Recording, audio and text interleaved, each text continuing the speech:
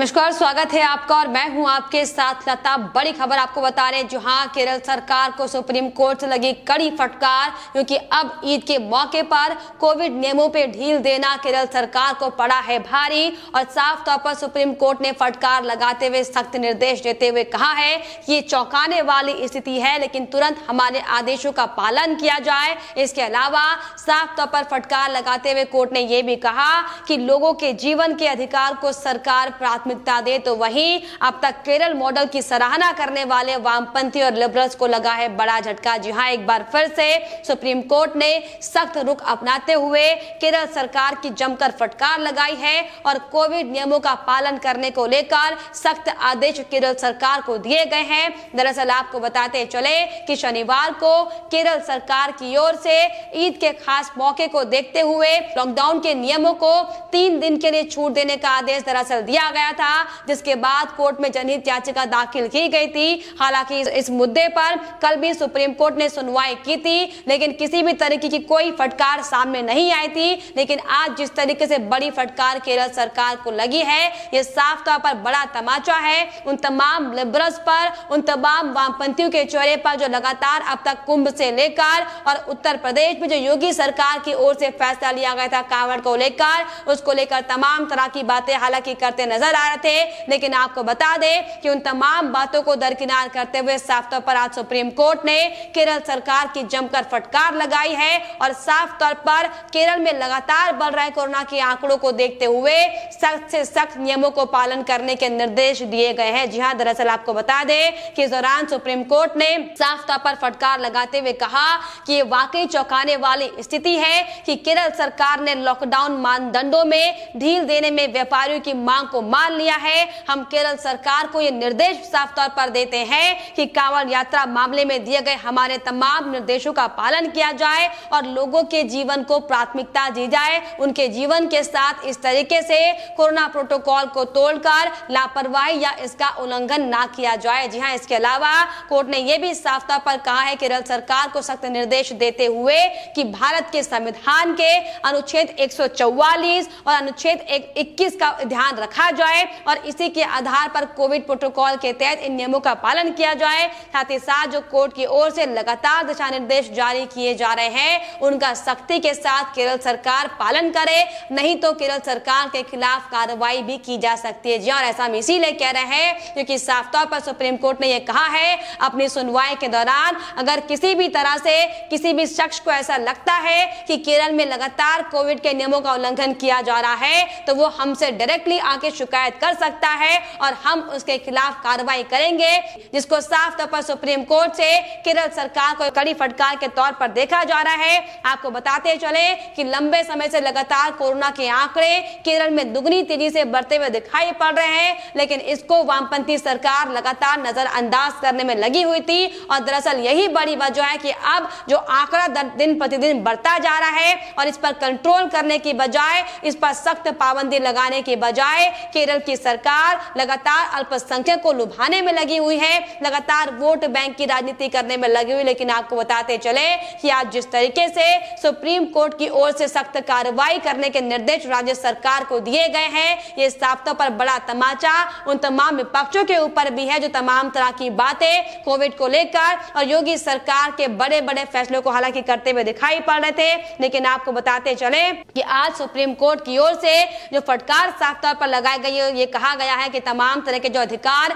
जो लोगों के हैं उनका उल्लंघन किया जा रहा है, जो कि वाकई बेहद ज्यादा निंदनीय है और बेहद ज्यादा दुर्भाग्यपूर्ण है। साफ तौर पर आपको बताते चले कि सुप्रीम कोर्ट ने केरल सरकार को फटकार लगाते हुए यह भी साफ तौर पर कहा है कि केरल ये खुद स्वीकार करता है कि उसने अपने हलफनामे में कोविड पॉजिटिविटी रेट को 10% से ऊपर बताया है, लेकिन फिर भी बावजूद इसके बकरीद के मौके पर दुकानों को खोलने की मंजूरी आखिर केरल सरकार कैसे दे सकती है। वहीं इस दौरान आपको बताते चले कि उत्तर प्रदेश का जिक्र करते हुए साफ तौर पर सुप्रीम कोर्ट ने फटकार लगाते हुए कहा कि एक और जहां उत्तर प्रदेश में जो कोरोना के मामले हैं वो 0.02 पर है, जबकि अगर केरल की बात की जाए तो 10% से ज्यादा आंकड़े लगातार बढ़ते जा रहे हैं। लेकिन उत्तर प्रदेश में लगातार धीमी गति के बावजूद भी योगी सरकार ने प्रतिबंध लगाया हुआ है। लेकिन जिस तरीके से केरल सरकार में लगातार जो छूट कोविड के नियमों में दी जा रही है, आखिर ऐसे कोई कोई राज्य सरकार किस तरीके से ऐसे फैसले ले सकती है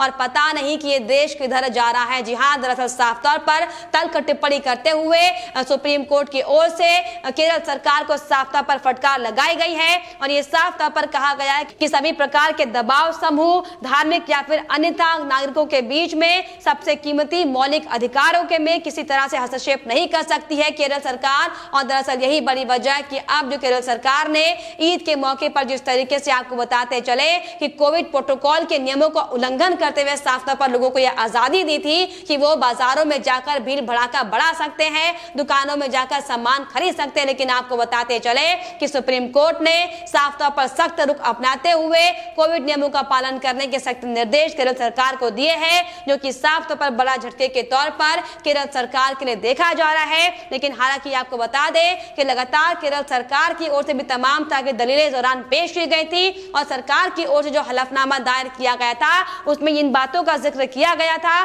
कि जिन लोगों ने वैक्सीन लगा ली है, जिन लोगों ने वैक्सीन की खुराक डोज ले ली है, वो दुकानों पर जा सकते हैं। और इसी तरीके से तमाम अलग अलग दलीलें केरल सरकार के वकीलों की ओर से आपको बता दें कि कोर्ट में दी गई थी। लेकिन तमाम उन दलीलों को दरकिनार करते हुए सुप्रीम कोर्ट ने साफ तौर पर सख्त लहजे में यह कह दिया है कि अगर केरल में लगातार इस तरह की गतिविधियां बार बार सामने आती रहेंगी और कोविड प्रोटोकॉल का पालना कराने की बजाय अगर खुद ही राज्य सरकार इस तरीके से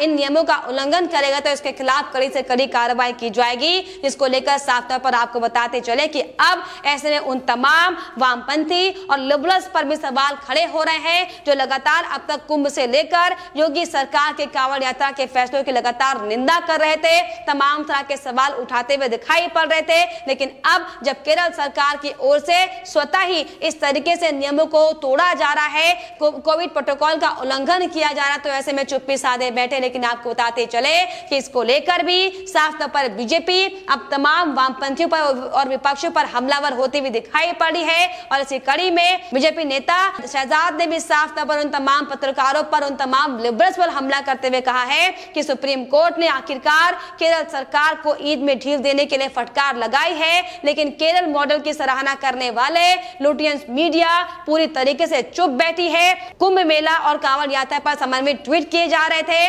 लेकिन ईद पर तुष्टीकरण और धर्मनिरपेक्ष किया जा रहा है, जो तमाम तरह के सवाल। हालांकि जिस तरीके से आपको बता दें कि अब तक तमाम विपक्षी और वामपंथी नेता और तमाम लिबरल्स जो मीडिया है इस तरह के सवाल खड़ी करती हुई दिखाई पड़ रही थी, लेकिन अब जब योगी सरकार ने जो बड़ा फैसला लिया है उसको लेकर हालांकि केरल सरकार को भी उसी तर्ज पर काम करने के आदेश दिए गए। लेकिन आपको बताते चले कि जिस तरीके से एक के बाद एक केरल सरकार से लेकर तमाम वामपंथियों की मानसिकता साफ तौर पर सामने आती है, साफ तौर पर प्रदर्शित कर देता है कि सिर्फ और सिर्फ इनका काम एक धर्म विशेष के लिए काम करना है, सिर्फ और सिर्फ अल्पसंख्यक की वोटों को लेकर उनकी वोटों पर राजनीति करनी है। और दरअसल यही बड़ी वजह है कि जब होली या दीपावली का मौका आता है तो तमाम तरह के नियमों को सामने लाकर हिंदू जो धर्म जाति के लोग हैं उनके साथ पक्षपात किया जाता है। लेकिन आपको बताते चले कि ये जो वक्त है, ये जो पेंडेमिक समय है, पक्षपात का नहीं है, बल्कि हर एक की जिंदगी जरूरी है और सभी की जिंदगी के आधार पर उनके मौलिक आधारों का ध्यान रखने को लेकर साफ तौर पर आज सुप्रीम कोर्ट ने भी इसका जिक्र किया है,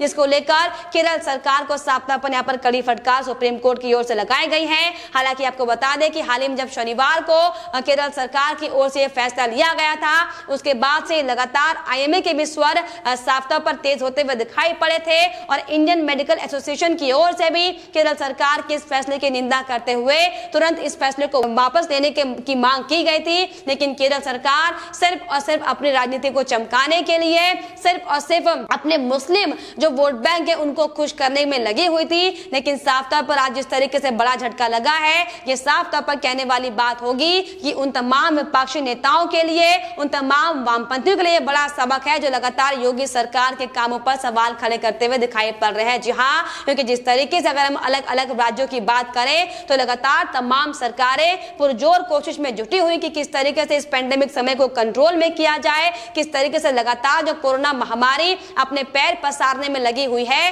कैसे इसमें नियंत्रण लाया जाए। लेकिन लगातार आपको बता दें कि एक के बाद एक जो योगी सरकार के बड़े फैसले उत्तर प्रदेश में लिए जा रहे थे, उस पर तमाम सवाल खड़े करने की कोशिश विपक्षी नेता कर रहे थे। लेकिन जब केरल में जब कांग्रेस शासित राज्यों की बात आती है या फिर उनके फैसलों की बात बात आती तो लगातार इन तमाम लुटियंस मीडिया की बात चाहे कर ली जाए, चाहे वामपंथी नेताओं की बात कर ली जाए, चाहे उन तमाम टुकड़े टुकड़े गैंग के मेंबरों की बात कर ली जाए जो तमाम तरह के सवाल सिर्फ और सिर्फ बीजेपी शासित राज्यों के लिए खड़े करते हैं। लेकिन कांग्रेस शासित राज्यों में अगर इस तरीके से नियमों की अवहेलना की जाती है तो उनको लेकर कोई सवाल नहीं खड़े किए जाते। और दरअसल यही बड़ी वजह है कि लगातार एक के बाद एक कड़ी फटकार, फिर चाहे सुप्रीम कोर्ट से हो, फिर चाहे हाई कोर्ट से, इन तमाम नेताओं को लगते हुए दिखाई पड़ी। लेकिन आपको बता दें कि इन तमाम नेताओं का काम सिर्फ और सिर्फ लोगों की जिंदगी के साथ खिलवाड़ करना है, उनके मौलिक अधिकारों का हनन करना। दरअसल यही बड़ी वजह थी। इसको देखते हुए सुप्रीम कोर्ट ने आज फटकार लगाई है, क्योंकि साफ तौर पर